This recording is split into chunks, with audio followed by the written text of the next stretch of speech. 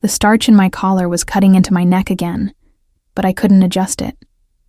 Not with 7 tables watching, not with Giuseppe breathing down my neck about the VIP section. I'd been working at Rossi's for 3 years, long enough to know that Tuesday nights were supposed to be quiet, long enough to memorize every wine pairing on our list, long enough to perfect the invisible servant routine that kept the tips flowing and the managers satisfied. But nothing about tonight felt routine. Table 12 had been occupied for 40 minutes by a man who radiated the kind of wealth that didn't need to announce itself. Dark suit that probably cost more than my entire wardrobe, watch that caught the candlelight with deliberate precision, presence that made every other diner seem like background noise.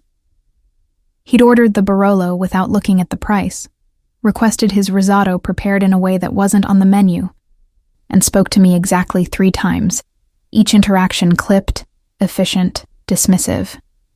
I was used to being invisible. That was part of the job description for a black waitress in Chicago's most exclusive Italian restaurant. I smiled. I nodded. I made myself as unobtrusive as expensive wallpaper, while wealthy white clients pretended I was a serving robot programmed to anticipate their needs. Most nights, I could handle it. Most nights, I let their casual dismissals roll off like water on waxed floors. But tonight, my feet ached from a double shift. My grandmother had called that morning with news that her medication costs were increasing again, and this particular client had somehow managed to condescend to me with nothing more than a raised eyebrow and a tone that suggested my existence was a minor inconvenience in his evening. So when I returned to the kitchen to place his dessert order, I did what I always did when English felt too heavy with subservience. I switched to Korean. Jeo namja jongma gonbangjo. I muttered under my breath, checking the dessert menu even though I'd memorized it years ago. That man is really arrogant. The words felt good in my mouth, familiar and honest in a way my scripted English responses never could be. 마치 세상이 자기 중심으로 돌아가는 줄 알아. Like he thinks the world revolves around him. Korean had been my sanctuary since I was 7 years old, when Mrs. Kim had taken in a confused orphan who couldn't understand why her parents weren't coming back. She'd wrapped me in language the way other grandmothers wrapped children in quilts, with patience, warmth, and the unspoken understanding that sometimes you needed words that belonged to a different world to make sense of this one. She'd taught me to read Hangul before I could properly read English, taught me to find poetry in consonants and vowels that had nothing to do with the Chicago streets where I'd been born. Now, at 24, Korean was the language of my private thoughts, my real opinions, the parts of myself that didn't fit into the neat box labeled professional service worker. It was the language I used when I needed to remember that I was Naomi Washington, not just Table 7's waitress or the only black girl on the evening shift. Museum Wangjogan Jul Anabois, I continued, my voice barely above a whisper as I arranged dessert forks on a tray. Probably thinks he's royalty. Songarag hana gadakhamyan moduga dalyeol jul algo. Thinks everyone will come running with one snap of his fingers. It felt good to complain in a language none of my coworkers understood. Good to let my real frustration leak out in words that wouldn't get me fired or labeled as difficult. Giuseppe was always warning me about maintaining professionalism, about remembering that clients like the man at table 12 were what kept Rossi's in business, kept all of us employed. As if I could forget. As if the weight of economic precarity didn't sit on my shoulders every single shift. I loaded the tray with tiramisu and a small pot of espresso, took a breath that was supposed to center me but just made my ribs hurt, and pushed back through the kitchen doors. Table 12 was exactly as I'd left it. The man sitting with the kind of relaxed authority that suggested he'd never been uncomfortable anywhere in his life. His dark hair was styled with just enough casualness to seem effortless, his strong jaw set in an expression that might have been thoughtful, or might have been bored. I couldn't tell. Men like him existed behind walls I'd never learned to read. I approached with my service smile firmly in place, the one I'd perfected in front of my bathroom mirror during training, the one that said I was happy to serve without actually expressing any real emotion. "Your tiramisu, sir," I said, setting the plate down with the precise care that Giuseppe demanded. And the espresso, as requested. "Thank you," he said. But he didn't look at the dessert. He was looking at me, really looking, in a way that made something uncomfortable twist in my stomach. "Tell me something." I waited, tray held against my hip like a shield. "Do you actually think I'm that arrogant? Or were you just having a bad night?" The tray nearly slipped from my hands. My heart stopped, restarted, then decided to hammer against my ribs like it was trying to break free. Heat flooded my face, embarrassment, shock, and something close to fear, all mixing into a cocktail that made my mouth go dry. He'd understood. Every word I'd said in Korean, every complaint I'd muttered thinking I was safe in linguistic obscurity. He'd understood all of it. The words stuck in my throat. My service training warred with genuine panic. Apologize? Deny? Run back to the kitchen and hide behind Giuseppe? "Sit down," he said, and it wasn't a request. He gestured to the empty chair across from him with the casual authority of someone who was used to being obeyed. "Please." The please was what made me move. That, and the fact that my legs suddenly felt like they might give out. I glanced toward the kitchen. Giuseppe was visible through the service window, watching with the expression of someone who couldn't decide if I was about to get a massive tip or get us all fired. And then slowly sank into the chair across from the most dangerous-feeling man I'd ever served. Up close, he was even more intimidating. Strong features that belonged on Roman statues, eyes that were too intelligent for comfort, presence that seemed to take up more space than physics should allow. But there was something else, too, a hint of amusement playing at the corners of his mouth, as if my panic was somehow entertaining. "Dangsini hangugmal haljul anunji mollasoyo," I said, and immediately cursed myself. "I didn't know you spoke Korean." "Great, Naomi. Double down on the language that got you into this mess." His smile widened slightly. "Nado italriayo, purangsuo, supenio doheo," he replied, his Korean as fluent as mine. "I also speak Italian, French, and Spanish. Reosi iodo jogum, and a little Russian." He switched back to English, his accent doing something unfair to the words. "Your pronunciation is excellent, by the way. Studied abroad?" "My grandmother," I said, my voice barely steady. "She raised me. Mrs. Kim. She's from Seoul originally." "Ah." He leaned back in his chair, studying me with an intensity that made me want to disappear. "That explains the fluency, and the comfort with which you express opinions you think no one else understands." The flush in my cheeks deepened. "I'm sorry, sir. That was completely unprofessional. Why are you apologizing?" He picked up his espresso cup, didn't drink from it, just held it like a prop. "You were absolutely right. I was being arrogant. I've had a long day. I took it out on you with dismissive behavior, and you had every right to complain about it." He paused. "Though I am curious about one thing." I waited, not trusting my voice. "Why Korean? Why not just complain in English with the other servers?" The question caught me off guard. It was genuine, curious rather than accusatory. No one ever asked me about my relationship with language, about why I moved between English and Korean like someone switching between rooms in a house. "Because English is for work," I heard myself say. "Korean is for truth." Something shifted in his expression. Recognition, maybe, or understanding. He set down the espresso cup and extended his hand across the table. "Dominic Sinclair." I stared at his hand for a moment, then took it. His grip was firm, warm, and somehow managed to feel both dangerous and safe. "Naomi Washington." "Well, Naomi Washington, I have a proposition for you." He released my hand but didn't lean back.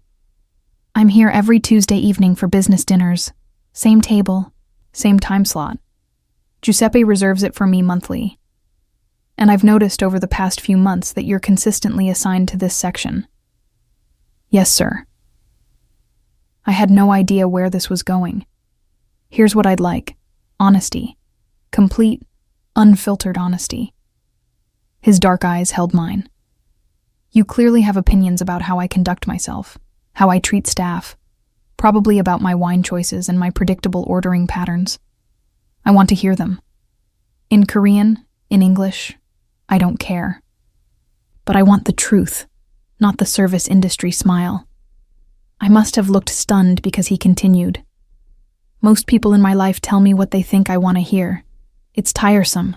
You apparently tell yourself what you really think and assume I won't understand. That's refreshing. So here's the deal. You tell me the truth, whatever you're really thinking, and I'll make it worth your while. Generously. You want to pay me to insult you? The words came out before I could stop them. He laughed, a real laugh that transformed his entire face. Not quite. I want to pay you to be honest. There's a difference. Sometimes that might mean telling me I'm being an ass. Sometimes it might mean actually enjoying the conversation. But no more service industry performance. Can you do that? I should have said no. Every professional instinct I'd developed screamed that this was a terrible idea, but there was something compelling about his directness. Something appealing about the idea of being paid to drop the mask I wore every shift. Why? I asked instead. Because, he said, picking up his fork and finally tasting the tiramisu. You're the first person in years who's looked at me and seen someone worthy of complaint, rather than someone to be feared. I find that incredibly valuable. The word feared hung in the air between us, heavy with implications I wasn't sure I wanted to understand. Giuseppe cornered me by the wine refrigerator 20 minutes after Dominic Sinclair left, with a tip that was 3 times the cost of his entire meal, and a small note written in Korean. 다음 주 화요일에 봐요. 정직하게. See you next Tuesday. Honestly. What did he say to you? Giuseppe's accent got thicker when he was agitated, his Italian roots showing through years of Chicago life. Naomi, you understand this is Dominic Sinclair, yes? You know who he is?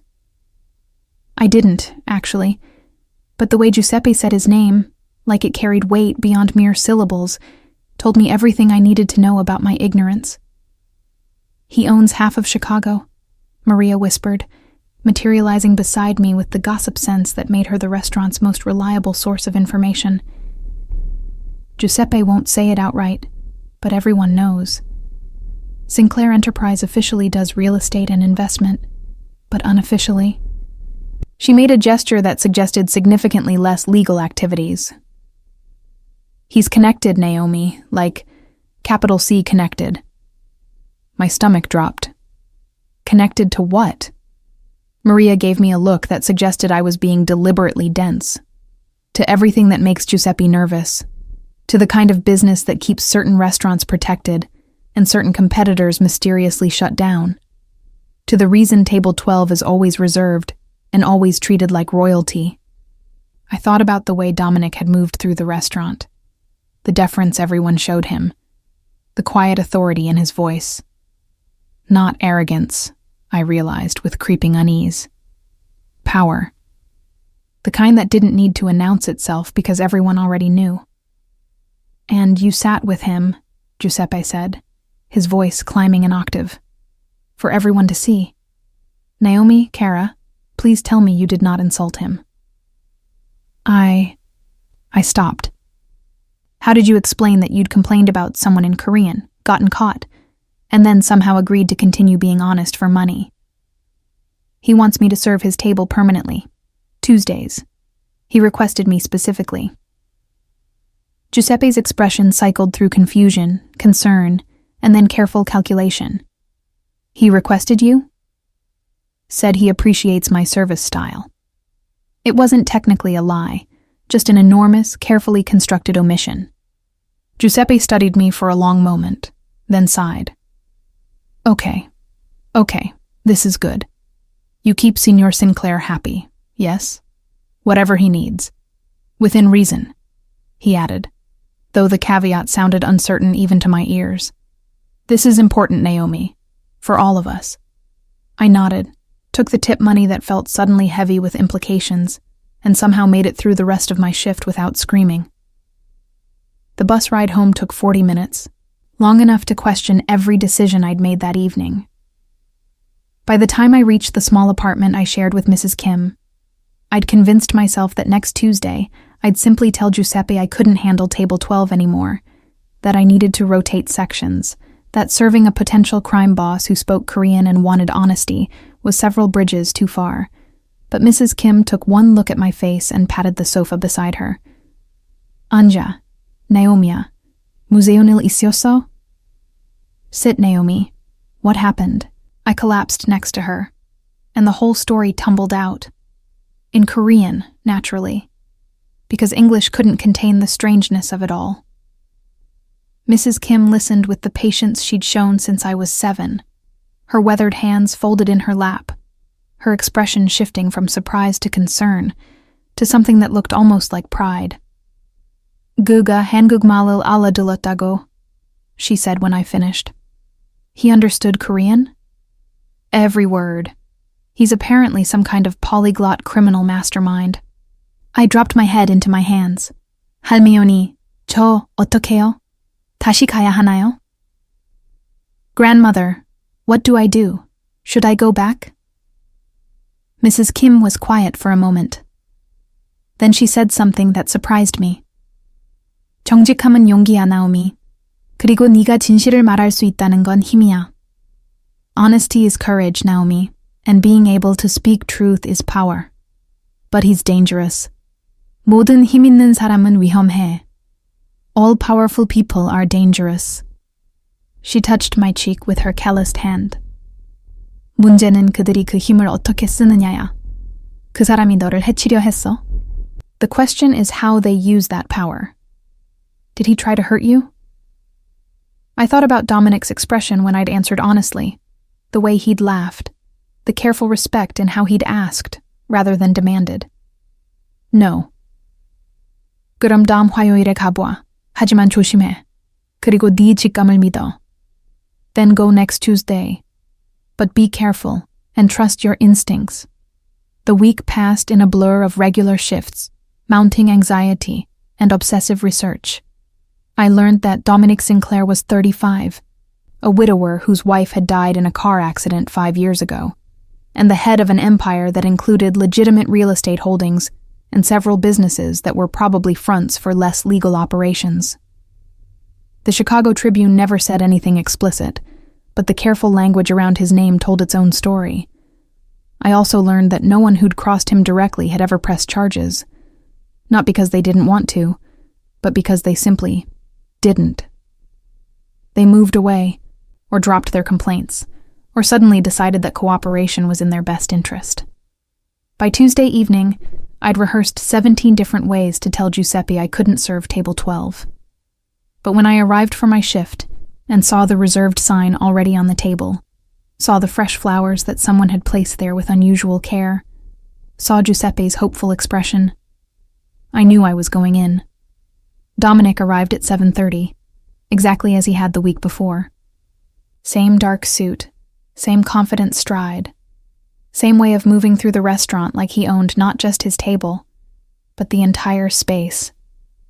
When his eyes found mine, something in my chest did a complicated flip that I absolutely refused to acknowledge. Naomi, he said. And the way he said my name, without the dismissive sir and miss routine, just my name like we were equals, did something dangerous to my composure. Shall we dispense with the pretense? I set down the menu I'd automatically picked up. What pretense? That you're here to serve me overpriced pasta. He gestured to the empty chair. Sit. I ordered for both of us already. Sir, I can't just... Dominic, he interrupted. And yes, you can. I spoke with Giuseppe. You're my guest tonight, not my server. He's assigned someone else to cover your section. I glanced toward the kitchen. Giuseppe gave me a thumbs up that looked both encouraging and terrified. This is insane, I said, but I sat down anyway. This is honest, Dominic corrected. I don't want a waitress. I want a conversation partner. Someone who'll tell me when I'm being an ass, when my wine choice is pretentious, when I'm taking myself too seriously. And I'm willing to pay consultant rates for it. Consultant rates? I couldn't keep the disbelief from my voice. He slid an envelope across the table. I opened it, looked at the check inside, and nearly fell off my chair. It was more than I made in 3 months of shifts. That's for tonight, he said calmly.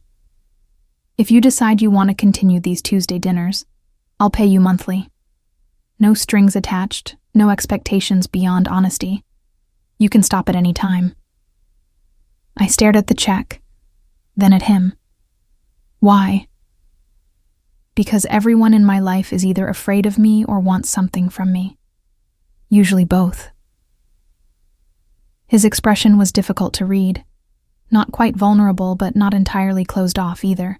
You complained about me in Korean because you thought I wouldn't understand. That means you weren't performing. You weren't trying to manipulate or impress. You were just frustrated with an arrogant client and needed to vent. Do you know how rare that is for someone in my position? So you want to pay me to complain about you? I want to pay you to be real. Sometimes that might mean complaining. Sometimes it might mean debating literature, or arguing about the best Korean barbecue in Chicago, or telling me about your grandmother. He leaned forward slightly.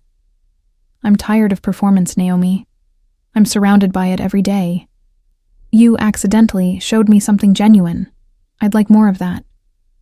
The server, Marcus, who usually worked the front section, arrived with 2 plates of cacio e pepe and a bottle of white wine I didn't recognize. He set everything down with exaggerated care, clearly curious about why I was sitting at table 12 like a guest, rather than working it like staff.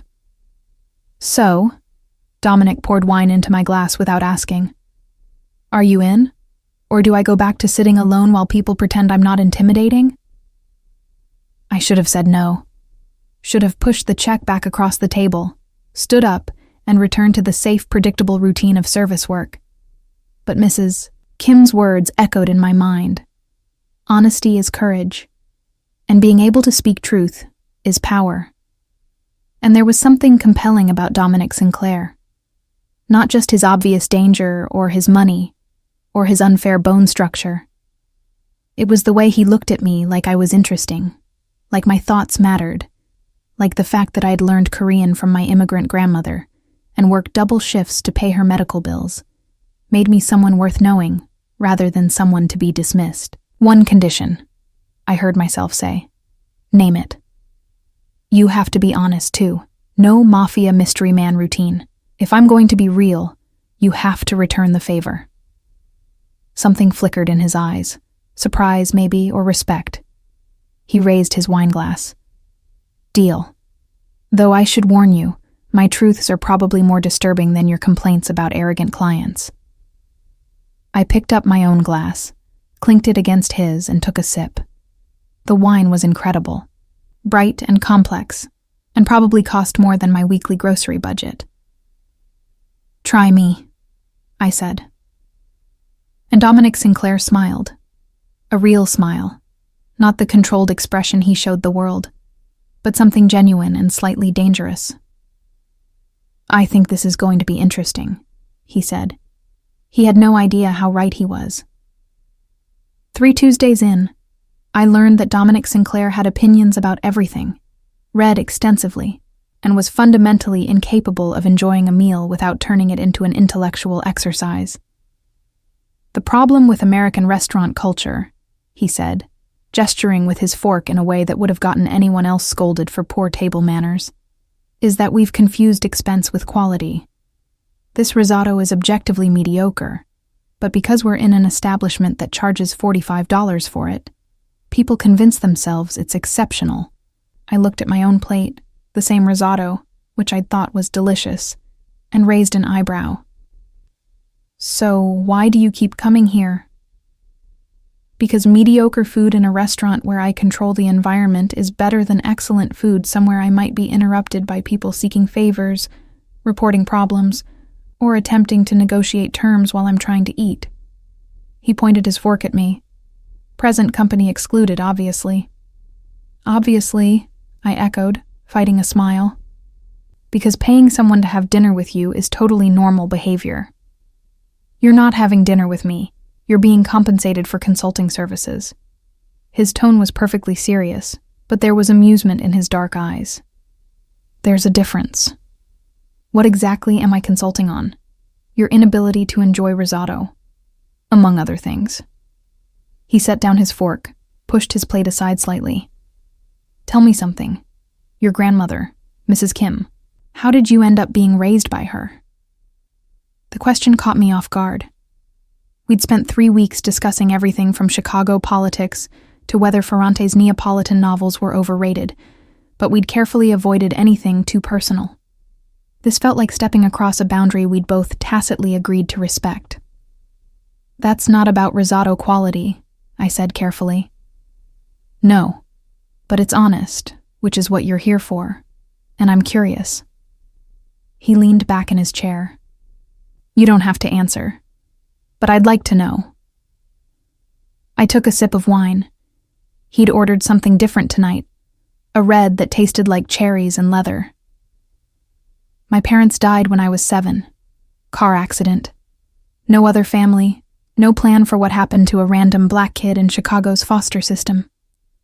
The words came out flat, recited, the way they always did when I talked about this. Mrs. Kim was my first placement. She was supposed to be temporary. Few months max until they found something more permanent. But she fought to keep me. Went through all the adoption procedures even though she was 65, and everyone told her she was too old. Why did she fight for you? She said. I switched to Korean without thinking. 그녀는 내가 올바른 가족이 필요하다고 했어. 혈연이 아니라 마음의 가족. She said I needed the right family, not a blood family, but a heart family. She taught me Korean because she said I'd already lost one language, my parents' way of speaking, and she didn't want me to grow up with only one way of expressing myself. Dominic's expression had shifted into something I couldn't quite read. She sounds remarkable. She is. I felt the familiar weight of worry. But she's getting older. Her health isn't great. And even with my tips and shifts, medical costs are... I stopped myself. This was too much. Too personal. Sorry. You didn't pay for my sob story. I paid for honesty. He corrected quietly. And that wasn't a sob story. That was context. He was silent for a moment, then said something that surprised me. My wife died 5 years ago. Car accident like your parents. Drunk driver, wrong place, wrong time. Everyone told me it would get easier. That time would help. They were lying. The vulnerability in his voice was unexpected, almost shocking. This wasn't the controlled, powerful figure who commanded Table 12. This was someone who understood loss. I'm sorry, I said, because there was nothing else to say. Me too. He picked up his wine glass, didn't drink, just held it. Her name was Isabella. She was an art curator, completely unconnected to my business. That was what I loved most. She was this pocket of normalcy in my life. Then she was gone, and I realized that pocket was the only thing keeping me human. Is that why you wanted these dinners? The question came out before I could stop it. Because you're trying to find that pocket again? He considered this, his dark eyes thoughtful. Maybe. Or maybe I just got tired of pretending I don't notice how isolated I've become. He set down the glass. Tell me about Korean barbecue. The subject change was abrupt, clearly deliberate. But I went with it, recognizing an escape route when it was offered. What about it? You mentioned you thought the best in Chicago was on Lawrence Avenue. Defend that position. And just like that, we were back to safer territory, debating the merits of different restaurants, arguing about whether galbi or bulgogi was superior, discussing the art of proper banchan. It was easier than vulnerability, more comfortable than grief. But something had shifted. The boundary we'd crossed didn't uncross. By Tuesday number 6, I'd learned that Dominic was left-handed, preferred whiskey to wine, but ordered wine at restaurants because whiskey made business associates too comfortable, and had a genuine passion for architecture that had initially drawn him to real estate before. Other aspects of his business took over. "Show me your favorite building in Chicago," I'd challenged, expecting him to name something obvious like Willis Tower or the Wrigley Building. Instead, he'd said, "The Rookery, Daniel Burnham's design, Frank Lloyd Wright's renovation. It's this perfect marriage of structural innovation and aesthetic beauty. Most people walk past it every day and never notice." "That's very specific. I'm a very specific person." He'd smiled. "Next Tuesday, we're going there." "What?" "We're going to the Rookery. Then to that Korean barbecue place you keep insisting is the best in Chicago. I'm tired of mediocre Italian food, and you're clearly tired of having these conversations in a restaurant where your coworkers watch us like we're performing dinner theater." Which is how I found myself the following Tuesday evening, standing in the light-filled atrium of the Rookery building, listening to Dominic explain the engineering innovations of late 19th century Chicago architecture with the enthusiasm of someone who genuinely cared about load-bearing walls and glass ceilings. "See the way Wright used the marble?" He pointed to the geometric patterns in the floor. "It's not just decorative. It's part of the structural logic. Form and function completely integrated." I looked up at the soaring space, the natural light filtering through the glass ceiling, the elegant iron railings that seemed to float in air. "It's beautiful." "It's honest," Dominic said. "It doesn't try to hide what it is. The structure is visible, celebrated. There's no pretense." He glanced at me. Reminds me of someone I know. Heat crept up my neck. That's a terrible pickup line. Good thing I'm not trying to pick you up then, just making an observation. But there was something in his voice, a warmth that hadn't been there in our earlier dinners. We wandered through the building for another half hour, Dominic pointing out architectural details I'd never have noticed on my own, me occasionally translating his explanations into Korean, just to see him switch languages mid-sentence to respond. It felt easy, natural, like we'd known each other for years instead of weeks. The Korean barbecue restaurant was crowded, noisy, and absolutely nothing like the refined atmosphere of Rossi's. We sat at a small table with a built-in grill, the server bringing out plates of marinated meat and a rainbow of banchan that covered every available surface. "You were right," Dominic admitted after the first bite of galbi. "This is significantly better than Lawrence Avenue. I told you." I loaded up a lettuce wrap with rice, meat, and a careful arrangement of sides. "Mrs. Kim brought me here when I was 12, said if I was going to learn Korean, I needed to understand Korean food properly." Smart woman. He attempted his own lettuce wrap, made a mess of it, and laughed when the whole thing fell apart in his hands. "There's a technique to this, isn't there?" "Very much so." I demonstrated again, talking him through the process. Our hands brushed as he reached for the samjang sauce, and neither of us pulled away as quickly as we should have. "Can I ask you something?" Dominic said after a while, his expression more serious. "That's literally what you pay me for. Why are you still at Rossi's? You're clearly intelligent, educated. You mentioned having a degree in literature. Why service work?" The question stung, but it was fair. "Because Mrs. Kim's medical bills don't care about my degree. Because flexible hours let me take care of her. Because I spent my early 20s trying to make writing work, and learned that passion doesn't pay rent." I met his eyes. Not all of us have the luxury of choosing work we love.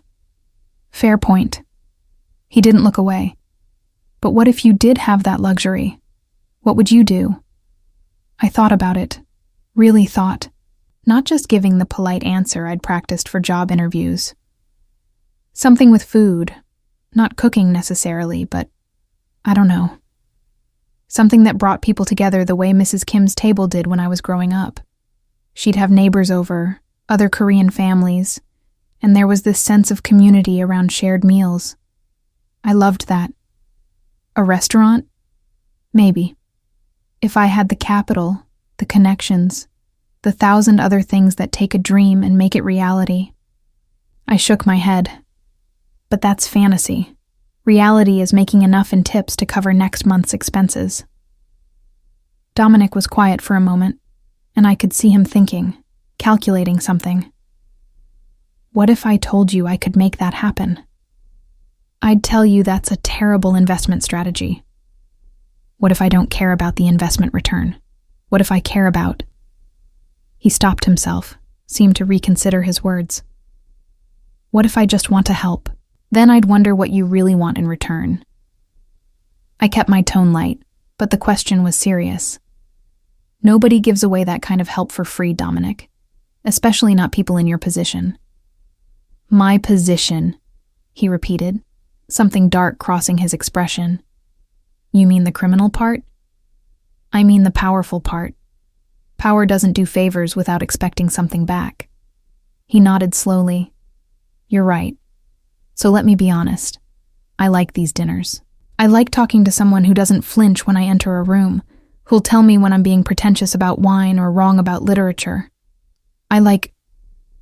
He stopped again, seeming to struggle with the words. I like who I am when I'm with you. Does that make sense? It did, terrifyingly, because I liked who I was with him too. Not performing, not careful. Just myself in a way I hadn't been with anyone except Mrs. Kim in years. So here's my offer, Dominic continued. Keep having dinner with me. Keep being honest. And let me help with your grandmother's medical costs. Not as payment. You're already consulting. As friendship. Friendship, I repeated skeptically. Or whatever this is. His dark eyes held mine. Because I don't think either of us is pretending anymore that this is just a business arrangement. My heart was doing complicated things in my chest. Dominic. You don't have to answer now. Just think about it. He smiled, and it was that genuine smile that transformed his whole face. Now teach me how to make one of these lettuce wraps without creating a disaster. I laughed despite myself, despite the weight of his offer and the implications swirling in my head. And as I showed him again how to fold the SSAM properly, our hands brushing more often than strictly necessary, I realized that we'd crossed another boundary, one that might not have a way back. I told Mrs. Kim about Dominic's offer that night, curled up on her sofa while she watched her Korean drama and occasionally commented on the character's poor decision-making. When I finished explaining, she muted the television and looked at me with the expression that meant she was about to say something important. 나오미야, 그 사람이 너를 좋아하는 게 분명해. Naomi, it's clear he likes you. He's just being generous, 할머니. 관대함과 애정은 달라. Generosity and affection are different. She patted my hand. 그리고 네 언그도 좋아해, 맞지? And you like him too, right? I wanted to deny it, but Mrs. Kim had raised me to be honest, at least with her. 네, 하지만 그건 복잡해요. Yes, but it's complicated. 사랑은 항상 복잡해. Love is always complicated. She saw my expression and smiled. 아직은 사랑이 아니라고 할 거야. 하지만 그쪽으로 가고 있잖아. You'll say it's not love yet, but you're heading that way. Was I? I thought about how I'd started looking forward to Tuesdays with an anticipation that had nothing to do with the consulting fee. How I found myself mentally composing arguments about books I wanted to discuss with him, mentally translating phrases I wanted to teach him in Korean. How his smile had started appearing in my thoughts at random moments during my regular shifts. 그가 위험한 사람이라는 거 알아. I know he's dangerous. 네가 위험하다고 생각하니? 아니면 다른 사람들이 그렇게 말하니? Do you think he's dangerous? Or is that what other people say? Mrs. Kim turned the drama back on but kept the volume low. 내경험 생, 가장 위험한 사람들은 권력이 있는 사람이 아니라 그 권력을 어떻게 쓰는지 모르는 사람들이야. In my experience, the most dangerous people aren't those with power, but those who don't know how to use it. That night, I lay awake, thinking about power, danger, and the way Dominic had looked at me across the table at the Korean barbecue restaurant. Like I was something precious. Like I mattered beyond my ability to be honest or interesting, or whatever he claimed he valued about our arrangement. The next Tuesday, I arrived at Rossi's to find that Giuseppe had given me the entire evening off, with pay. Signor Sinclair requested it, he explained, looking confused but not willing to argue with Chicago's most powerful man. Said he had other plans for your Tuesday. The note was waiting in my locker, written in Korean. 7시에 리스토랑 밖에서 만나요. 편한 옷 입고 오세요. 오늘 밤은 제가 주방장이에요. Meet me outside the restaurant at 7. Wear comfortable clothes. Tonight, I'm the chef. I should have been alarmed. Should have questioned the wisdom of meeting a known criminal outside of the controlled environment of Rossi's. But curiosity won over caution, and at 7 o'clock I found myself standing on the sidewalk in jeans and a sweater, watching a black car pull up that was definitely too expensive for my neighborhood. Dominic got out, and I barely recognized him.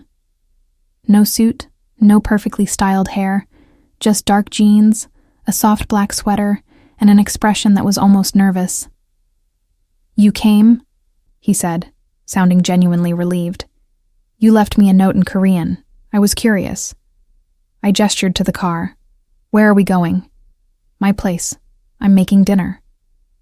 At my expression, he added quickly, I promise I'm not kidnapping you. Giuseppe knows where you are. Marcus knows where you are. And I've sent your grandmother's address to my attorney with instructions that if anything happens to you, he's to ensure she's taken care of for life. That's simultaneously reassuring and deeply concerning. That's my brand. He opened the car door. Trust me? I thought about Mrs. Kim's words about danger and power. Thought about 6 weeks of conversations that had felt more real than anything in my life. Thought about the way my heart sped up when I saw him. Against my better judgment, I said, and got in the car. His apartment was in a high-rise in the Gold Coast, all floor-to-ceiling windows and modern furniture that probably cost more than my annual salary. But what surprised me was how lived-in it felt. Books on every surface, art on the walls that looked personal rather than decorator-chosen. A kitchen that showed signs of actual use. You cook? I asked, watching him move around the kitchen with surprising confidence. Isabella taught me. Said if she was going to marry someone who spent half his life in restaurants, he should at least understand what made food good. He pulled ingredients from the refrigerator. I'm making pasta, from scratch. You're going to judge my technique and tell me honestly if it's terrible. This feels like a setup. It absolutely is. He started measuring flour onto a wooden board. But I figured if we're going to keep having these dinners, you should know whether I'm completely useless in a kitchen. I watched him work, the careful precision in his measurements, the practiced way he formed a well in the flour for the eggs, the surprising gentleness in how he kneaded the dough. This was a different Dominic than the one who commanded Table 12, or discussed architecture with intellectual intensity. This one was focused, almost meditative. Can I help? I asked. You can open that wine. He gestured to a bottle on the counter. And tell me about your week. The real week, not the sanitized version. So I did. I told him about the customer who'd snapped his fingers at me, about Maria's ongoing drama with her boyfriend, about Mrs. Kim's doctor appointment and the medication adjustment that might help, but would definitely cost more. And while I talked, Dominic made pasta with the kind of focused attention that suggested cooking was how he processed things. You know what I do for a living, he said after a while, not looking up from the pasta sheets he was cutting. The real business, not the legitimate front. My heart skipped. You don't have to, I want to. He set down the knife. If we're going to, whatever this is becoming, you should know. He finally looked at me. I run most of the organized crime operations in Chicago. Smuggling, Money laundering, protection rackets. I've killed people, Naomi. Not personally, not often, but I've given orders that resulted in deaths. I'm not a good man trying to be better. I'm a bad man trying to be less bad. The honesty was stark, almost brutal. Why are you telling me this? Because you asked for truth. And because... He stopped, seemed to struggle with the words. Because I care about you. More than I should, faster than makes sense, in a way that terrifies me. And you deserve to know what you'd be getting involved with. The kitchen was quiet, except for the sound of boiling water. My mind raced through 1,000 responses, 1,000 questions, 1,000 very good reasons to walk out right now. Instead, I asked, "What are you making?" He blinked, clearly not expecting that response. Cacio e pepe, with actual good ingredients, not Rossi's mediocre version. Show me. Naomi, I heard you. I'm processing. And while I process, show me how to make pasta that's better than mediocre restaurant version. I moved closer to the stove. You said you wanted honesty. Here's mine. I'm scared. Of you, of this, of what it means that I don't want to leave right now despite everything you just told me. So let's make pasta, and I'll figure out what I feel while we cook. Something in his expression softened. Okay, we can do that. He taught me to make cacio e pepe the traditional way, just pasta, pecorino romano, black pepper, and pasta water, nothing else. The key, he explained, was in the technique, the temperature, the way you moved the pan to create a creamy emulsion without any cream. It's about understanding the chemistry, he said, demonstrating the constant motion needed. Too hot and the cheese clumps, too cool and it doesn't emulsify. You have to find the exact right balance. Sounds like a metaphor, I said. Everything's a metaphor if you think about it hard enough. He handed me the pan. Your turn. Don't let it get too hot. I took the pan, tried to replicate his motion, felt his hand cover mine to guide the movement. We stood like that, his chest against my back, his hand on mine, moving the pan in slow circles while the sauce came together into something silky and perfect. Naomi, he said quietly, his breath warm against my ear. I need you to tell me if this is crossing a line. It crossed a line weeks ago, I admitted. We both know that. And? I turned in his arms, the pan still in my hand but forgotten. His dark eyes were searching my face, looking for answers I wasn't sure I had. And I'm still processing, I said, but I'm not running. Not yet. Not yet, he repeated, something like hope in his voice. I'll take that. The pasta was perfect, creamy and peppery, and everything that Rossi's version wasn't. We ate at his kitchen island, talking about everything except what we should have been talking about. When I finally left, hours later, his driver took me home and Dominic walked me to Mrs. Kim's door like we were teenagers after a first date instead of two adults navigating something far more complicated. Dom whey oil? He asked. Next Tuesday? Dom whey oil, I agreed. Next Tuesday. He smiled, touched my cheek with surprising gentleness, and left. Inside, Mrs. Kim was waiting. She took one look at my face and said, 그래서, 어떻게 됐어? So, what happened? I sank onto her sofa. 할매언니, 저 생각보다 훨씬 복잡해졌어요. Grandmother, this got a lot more complicated than I expected. 사랑은 항상 그래. Love always is. I couldn't argue with that. The next 3 weeks were a masterclass in cognitive dissonance. By day, I served pasta to Chicago's wealthy elite, smiled through their casual dismissals, and pretended my world wasn't shifting on its axis. By night, specifically Tuesday nights, I existed in a bubble where a crime boss taught me to make risotto properly, debated the merits of different Korean banchan, and looked at me like I was the most interesting person he'd ever met. We didn't talk about feelings. We didn't define what we were doing. but we also stopped pretending it was just dinner. Tuesday 8. He took me to the Chicago Symphony Orchestra. I wore a dress I'd bought specifically for the occasion, and he looked at me like I'd stolen his ability to breathe.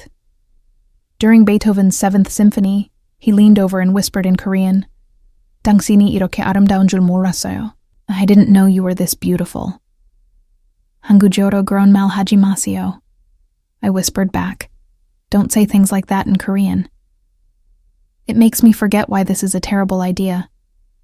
"Maybe it's not as terrible as we think," he replied, his hand finding mine in the dark. Tuesday 9. We stayed in his apartment, and he taught me to make Italian wedding soup from his grandmother's recipe while I taught him to properly fold mandu.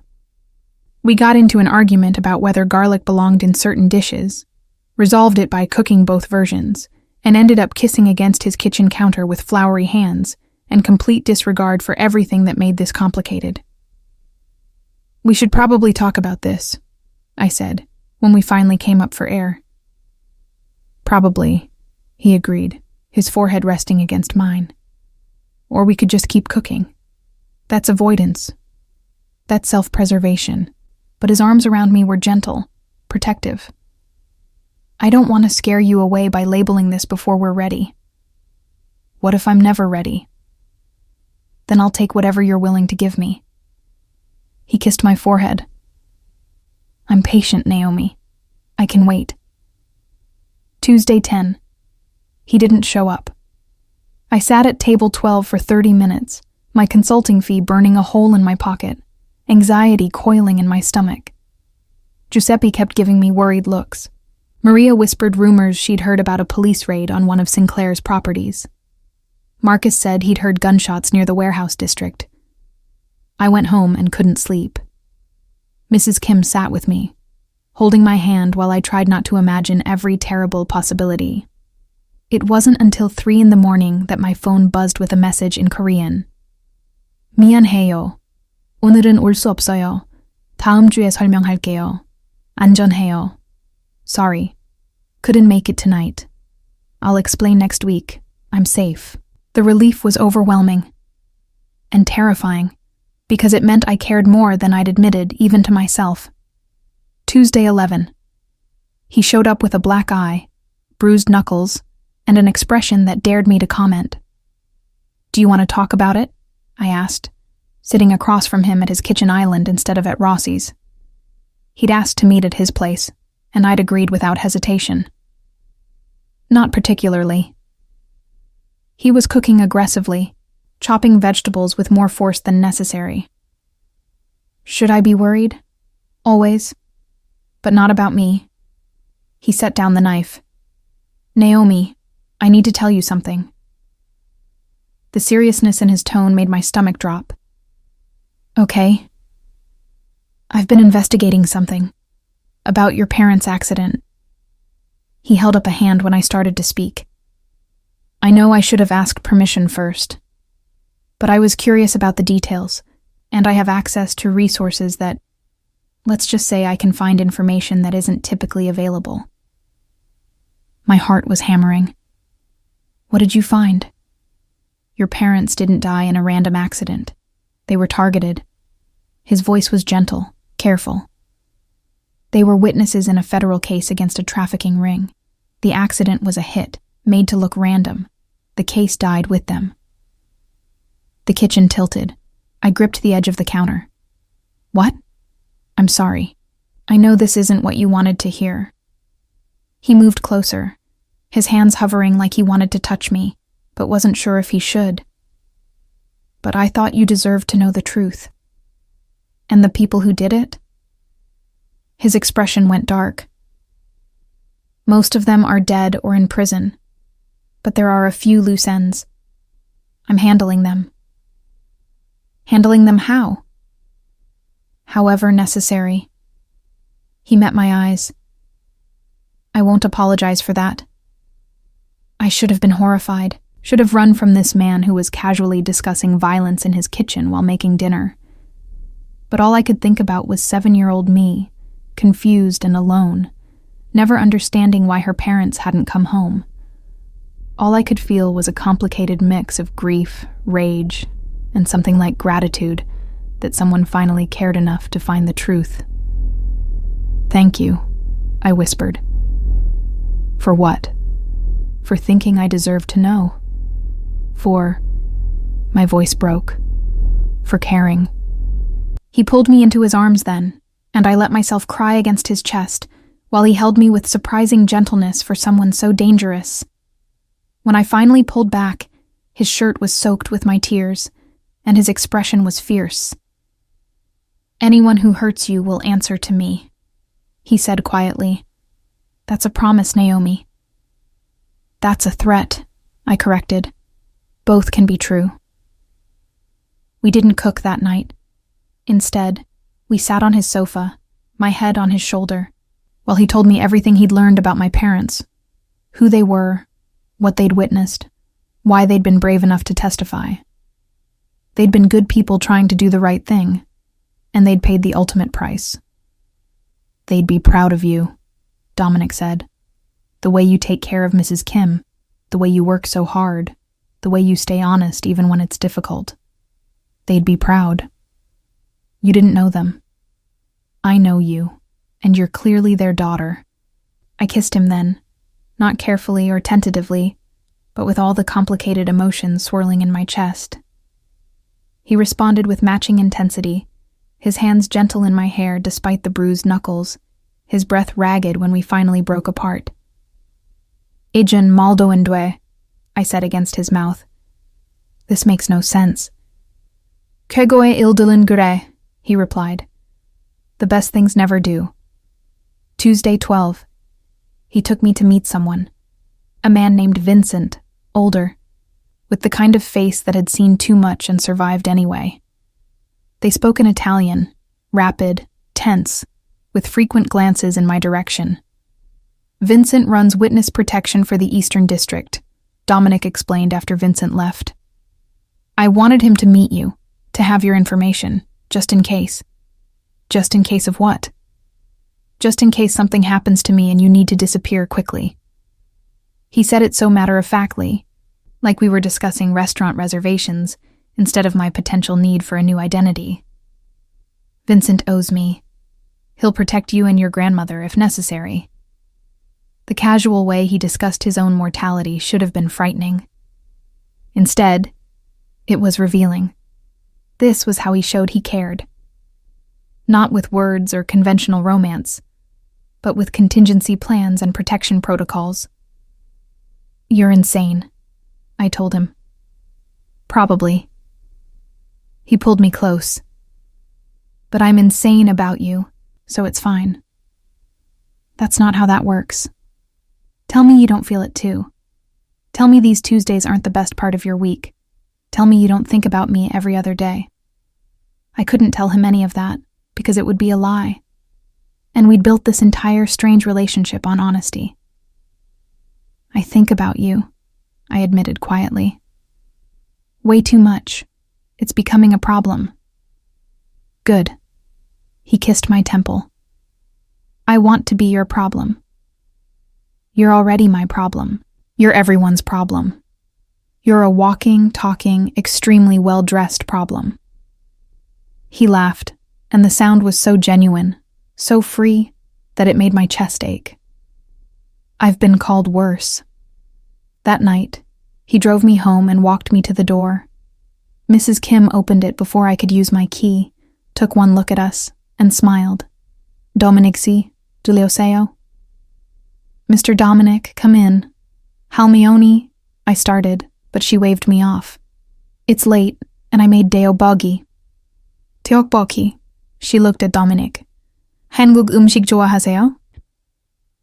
"Do you like Korean food?" "네, 아주 좋아해요," he replied without hesitation. "Yes, I love it." "Good. 들어와서 같이 먹어요." "Come in and eat with us." And that's how the most dangerous man in Chicago ended up at Mrs. Kim's kitchen table at 11 p.m., eating spicy rice cakes and teaching my 78-year-old grandmother Italian curse words while she taught him Korean ones.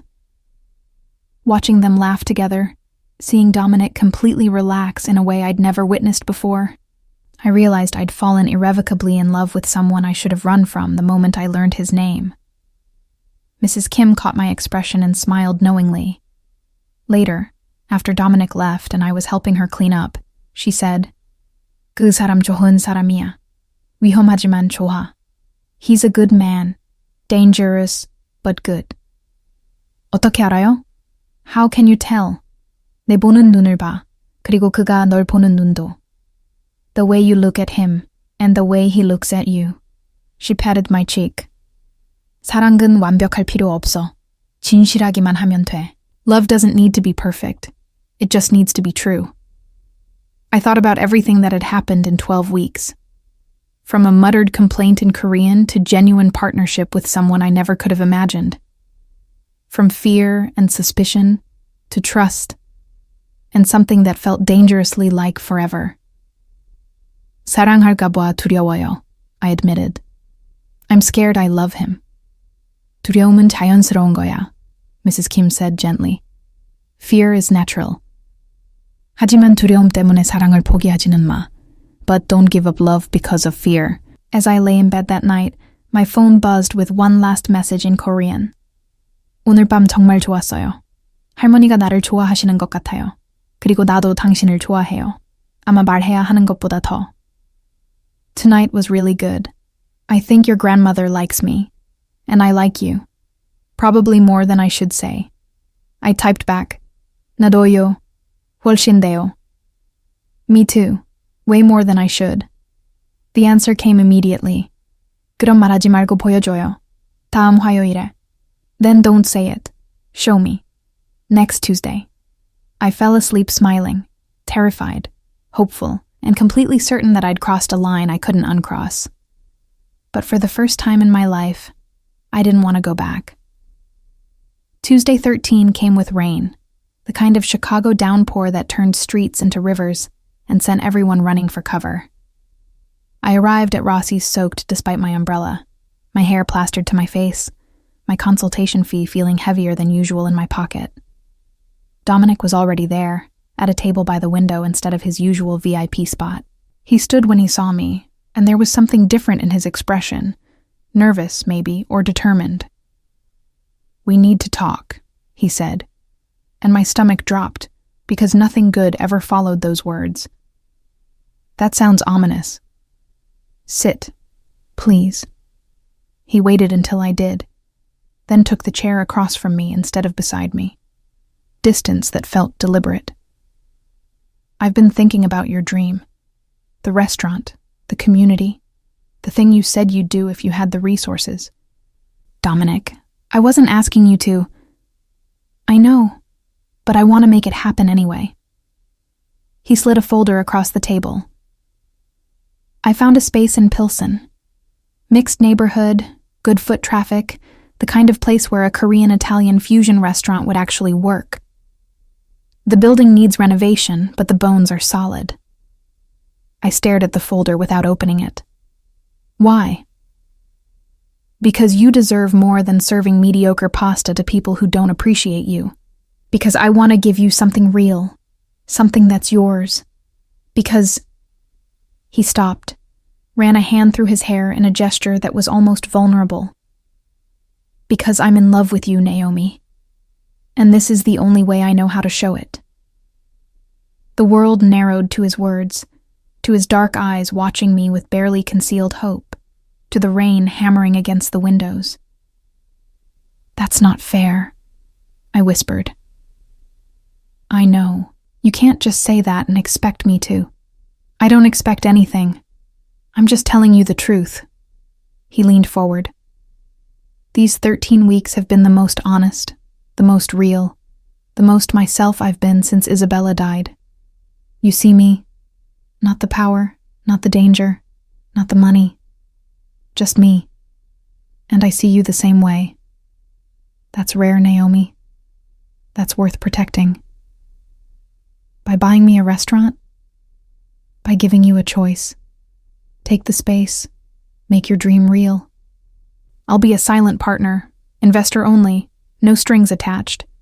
Or don't take it and we'll figure out something else. But either way, I want you to know that I love you. that these Tuesdays aren't enough anymore, that I want more. If you do. My hands were shaking. I'm scared. Me too. He reached across the table, took my hand, but I'm more scared of losing you by not being honest. So here it is. I love you. I want a life with you. I want Tuesday dinners that turn into Wednesday mornings. I want to watch you build something you're proud of. I want your grandmother teaching me more Korean curse words. I want all of it, whatever you're willing to give me. I thought about 13 weeks of impossible chemistry, of honesty that felt like coming home, of a dangerous man who'd shown me more gentleness than anyone I'd ever known. I thought about Mrs. Kim's words about love needing to be true rather than perfect. I need to see the space, I heard myself say. Hope flared in his eyes. Yes? I need to see what you're proposing. And then... I took a breath. And then I need you to tell me everything. The business, the danger, what being with you would really mean. All of it. No more careful omissions. Done. He stood, pulled me up with him. Let's go now.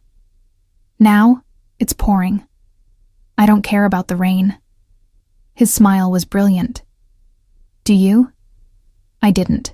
We ran through the downpour to his car, laughing like teenagers soaked within seconds. The space in Pilsen was perfect. Exposed brick, high ceilings, enough room for both a traditional dining area and a more casual counter setup. I could see it immediately. Korean-Italian fusion, Mrs. Kim's recipes meeting Italian technique, the kind of place that celebrated both cultures without erasing either. What would you call it? Dominic asked, watching me mentally redesign the space. I don't know yet. Something that honors both traditions. I turned to him, water still dripping from my hair. You really want to do this? I really want you to do this. He pulled me close. With or without me, but preferably with. The with part comes with conditions, I said against his chest. Complete honesty. No more protected ignorance about your business. If I'm going to be with you, I need to know what that means. So he told me everything. The operations he ran, the people he employed, the violence he'd authorized, the line he wouldn't cross but the ones he had. He told me about territories and betrayals, about loyalty and blood, about the impossible balance between the legitimate business he was trying to build and the criminal empire he'd inherited. I'm trying to transition out, he admitted. It's why I've been consolidating, why I investigated your parents' case. I want to build something clean, something real. But that takes time, and in the meantime, I'm still dangerous, I finished. Yes. He didn't flinch from it. I'll always be dangerous, Naomi. Even if I go completely legitimate, I'll always have enemies. Being with me means accepting that risk. I thought about it, really thought about what he was offering and what it would cost. The dream restaurant, yes, but also the reality of loving someone whose life included constant danger. The chance to build something beautiful, but also the knowledge that violence lurked at the edges of his world. I need to talk to Mrs. Kim, I said finally. Of course. He drove me home, walked me to the door again. Mrs. Kim opened it, took one look at our soaked, serious expressions, and said something in Korean too fast for me to catch. What followed was the strangest, most honest conversation of my life. The three of us sat in Mrs. Kim's small living room while Dominic explained, in careful Korean and English, exactly what he was and what he was offering. Mrs. Kim listened with the patience she'd shown me all my life, asking sharp questions that forced him to be even more honest than he'd been with me. Finally, she turned to me. Neo ay saram saranghani? Do you love this man? 네, 할머니. Yes, grandmother. 그리고 그가 널 사랑하는 게 확실하니? And you're certain he loves you? 네. Yes. She looked at Dominic. 내 나오미를 다치게 하면 마피아든 뭐든 상관없이 제가 찾아낼 거예요. 알겠죠? If you hurt my Naomi, I'll find you, mafia or not. Understood? 네, 할머니, Dominic replied seriously. Yes, grandmother. 상처 주지 않을 거예요. 약속해요. I won't hurt her. I promise. Mrs. Kim studied him for a long moment, then nodded. 좋아요. 그럼 레스토랑 얘기나 해봐요. Good. Now tell me about this restaurant. 3 months later, we opened Fusion in Pilsen, a Korean-Italian restaurant that served Mrs. Kim's kimchi, alongside Dominic's grandmother's risotto, where bulgogi met carbonara and created something entirely new. I was the chef owner, Dominic my silent, but not that silent partner, and Mrs. Kim, the unofficial grandmother of everyone who worked there. The opening night was chaos and joy and everything I'd dreamed of. Dominic stood at the bar, watching me work the kitchen with pride so obvious it made my chest tight. Mrs. Kim held court at a corner table, teaching our servers Korean words they'd never need but laughing when they tried. At the end of the night, after the last customer left and the staff finished cleaning, Dominic found me in the kitchen. I was exhausted, covered in sauce and sweat, probably smelling like garlic and gochujang. You were magnificent, he said. I'm a disaster. You're perfect. He pulled me close despite the mess. And I'm incredibly proud of you. This was your gift. This was your dream. I just provided the space. He kissed my forehead. Though I do expect free meals for life. That can be arranged. I looked up at him. 사랑해요. I love you. 나도 사랑해. I love you too. He switched to English. Say it again, in English. Why? Because I want to hear it in every language we speak. His smile was soft, genuine, the expression I'd first glimpsed 13 weeks ago over mediocre risotto. Because I'm greedy, and I want all of you. I love you, I said in English, then Korean. Then let him teach me the Italian version while Mrs. Kim pretended not to watch from the doorway. We'd built something impossible. A relationship that started with a complaint muttered in Korean and ended with fusion in every sense of the word. Between the black waitress who'd dared to speak truth and the mafia boss who'd heard it, between cultures and cuisines, between danger and domesticity, we'd found something real. The restaurant thrived. Dominic slowly transitioned out of his criminal operations, though his reputation meant certain doors stayed open and certain problems stayed solved. Mrs. Kim became the beloved grandmother of Pilsen, teaching Korean to anyone who asked and collecting surrogate grandchildren from every regular customer. And every Tuesday night, without fail, Dominic and I closed the restaurant early and had dinner together, sometimes cooking something new, sometimes recreating that first cacio e pepe, always honest, always real, always grateful for a complaint spoken in Korean that changed everything. 다시 그날로 돌아간다면, I said one Tuesday, a year after we'd opened. 도 똑같이 할 거야. If I could go back to that day, I'd do it all again. Even knowing where it would lead, Dominic asked. Especially knowing where it would lead. I kissed him across our kitchen island, in the restaurant we'd built together, surrounded by the fusion of everything we were. Best complaint I ever made. Best eavesdropping I ever did. He agreed. And somewhere in Chicago, in a city that had seen everything, a black waitress and a mafia boss built a life together. Messy, complicated, dangerous, and absolutely perfect.